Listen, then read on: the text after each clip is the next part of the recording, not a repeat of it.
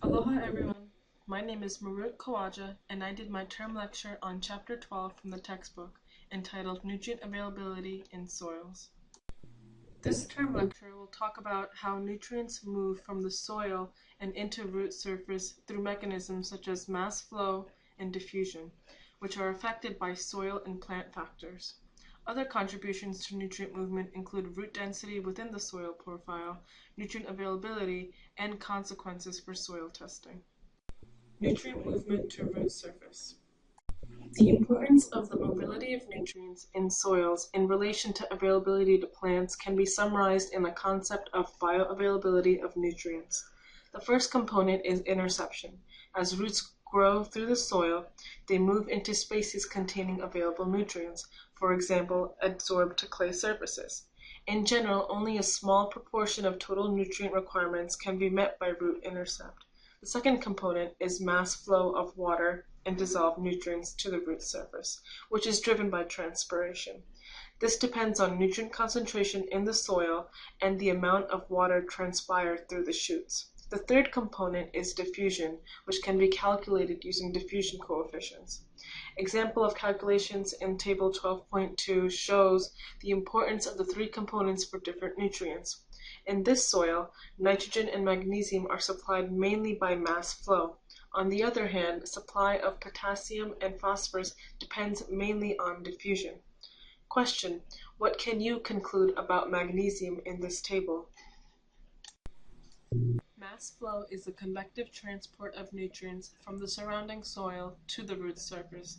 The contribution of mass flow differs between nutrients and plant species. For example, mass flow may be higher in onion than in maize because onion roots have a higher water uptake rate.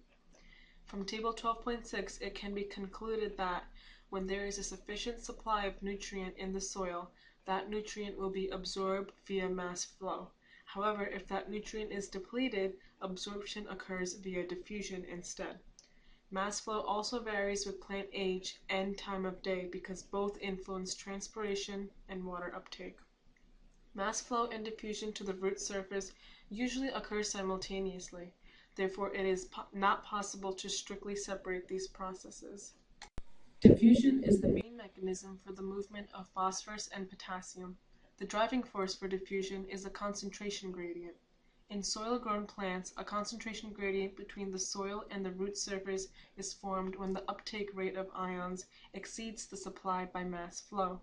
Depletion profiles develop over time, and their shape depends on the balance between root uptake, replenishment from soil, and mobility of ions by diffusion. Furthermore, the shape is influenced by root hair length and mycorrhizal colonization. Soil water content is another important factor affecting diffusion. Increasing soil water content allows diffusion of ions, which results in an increase in the soil buffer capacity. At low soil water content, root growth is inhibited, which further limits nutrient supply to roots by diffusion. However, root hair growth is strongly enhanced at low soil water content. This can improve soil root contact and modify water content and water movement, as well as impact on mass flow and diffusion. Plant factors that affect nutrient availability are root hair cylinder and root hair length. In Figure 12.5, the volume of the root hair cylinder as an indicator of root hair length is positively correlated with potassium uptake. For example, oilseed rape had the longest root hairs and the highest potassium uptake. The maximum potassium or phosphorus depletion in the rhizosphere was closely related to the root hair length. Figure 12.6 is in agreement with this. Even within a given plant species, the extent of phosphorus depletion in the rhizosphere and plant phosphorus uptake was greater in barley genotype Sitka than in Zeta. Thus, root hairs are more effective in absorbing phosphorus than the root cylinder because of a smaller diameter and a specific arrangement of the root hairs which maintain higher phosphorus diffusion rates. Root density. As shown in the previous slide, high root density and long root hairs are important factors in the uptake of nutrients supplied by diffusion. However, this is not always the case. Figure 12.7 shows a curvilinear relationship in which the uptake rate levels off at high root density. This is caused by the overlap of depletion zones of individual roots and reflects the inner root competition for nutrients. In poorly structured soils, roots may be clustered and inner root competition for nutrients occurs for phosphorus. This also generally holds true for zones of high root density induced by localized fertilizer. Inner root competition is important in relating root density to their contribution to nutrient supply. In Table 12.10, root density gradients occur between topsoil and subsoil. The high root density in the topsoil is mainly caused by the unusually more favorable physical, chemical, and biological conditions in the topsoil. Root density declines linearly with increasing depth, and root density in the subsoil increases as topsoil is depleted of nutrients or water. Subsoil supply depends on root density in the subsoil and root density and nutrient availability in the topsoil. Roots in the subsoil can be important in preventing nutrient leaching and maximizing nutrient capture, while root proliferation in the topsoil is important in reducing total nitrate leached. Producing deep roots is important for capturing leached nitrate. Nutrient availability and water distribution in soils. In dry climates, nutrient availability in the topsoil declines during the growing season because the low soil water content becomes a limiting factor for nutrient delivery to the root surface. Nutrient uptake is further decreased by impaired root growth and dry soil. The uptake of phosphorus from different soil horizons is affected by differences in soil water content within the soil profile.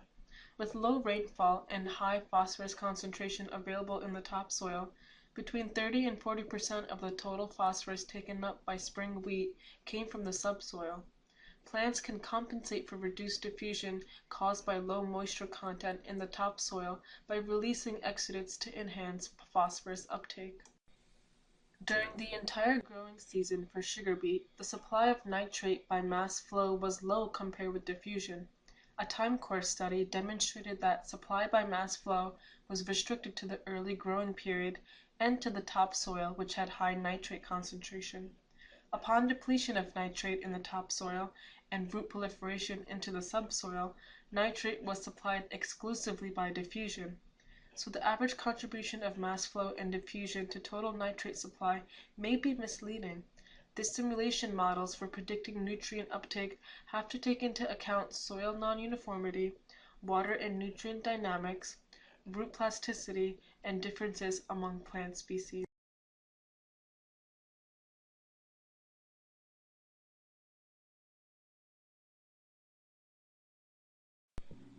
These models have been refined in recent years, and predictions of nutrient uptake are often, but not always, in good agreement with the actual uptake by crops. For example, phosphorus in Figure 12.13 predicted uptake of phosphorus was lower than the measured uptake, indicating that plants in a low phosphorus soil had access to phosphorus sources that were not considered in the model because of mycorrhizal colonization or root-induced changes in the rhizosphere. In conclusion, simulation models are instrumental in increasing our understanding of the dynamics at the soil-root interface, but continuous improvements for the relevant processes are needed. Routine soil testing methods determine the fraction of chemically available nutrients. There is a large number of extraction methods used in routine soil testing for micronutrients that mainly characterize the quantity component and predict fertilizer requirement well only when the extracted amounts are considerably different from those considered adequate. Predictions can sometimes be improved by consideration of other soil properties such as pH, redox potential, and clay and organic matter content. Improving the reliability of fertilizer recommendations based on chemical soil analysis does not depend on the extraction method used, but rather on the systematic consideration of the root and environmental factors such as soil water content. Current models for predicting nutrient availability and nutrient uptake under field conditions are based on both soil and plant factors in which root parameters is the key element. Questions for this term lecture include: 1. What are the three components of the bioavailability of nutrients in the soil? 2. What can you conclude about magnesium in Table 12.2? 3. What are the important factors in the uptake of nutrients supplied by diffusion? 4. How does soil water content affect nutrient supply to the roots? 5. Simulation models for nutrient uptake may be misleading. Why? Thank you for listening.